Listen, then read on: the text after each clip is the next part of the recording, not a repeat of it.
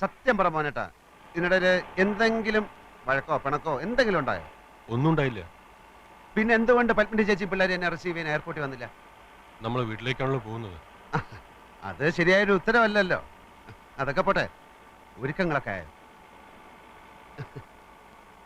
എനിക്ക് 3-4 ദിവസം മുമ്പ് വേണമെങ്കിൽ വരാമായിരുന്നു, പക്ഷെ ഞാൻ വേണ്ടെന്ന് വെച്ചു.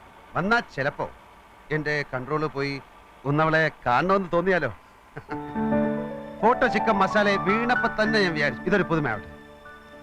കല്യാണ പെണ്ണിനെ കല്യാണ പന്തൽ ആ നിമിഷം ആദ്യമായി കാണുക, അതൊരു ത്രില്ലല്ലേ. മോനേട്ടൻ കുട്ടിയെ പറ്റി ഒന്നും പറഞ്ഞില്ല. ധാരാളം സംസാരിക്കുന്ന ടൈപ്പാണോ അതോ മിണ്ടാ പൂച്ചയാണോ? ഫ്ലൈറ്റ് ടേക്ക് ഓഫ് ചെയ്യാനുള്ള അനൗൺസ്മെന്റ് കേട്ടപ്പോ ഞാൻ ഓടുകയായിരുന്നു. അതുവരെ ചില ചില്ലറ ഷോപ്പിങ്ങിൽ ഞാൻ മുഴുകിയിരിക്കുകയായിരുന്നു. ഭംഗിയുള്ള ചില ലേഡീസ് വാച്ചുകൾ, കമ്മലുകൾ, ആർക്കാണെന്ന് പറയണ്ടല്ലോ.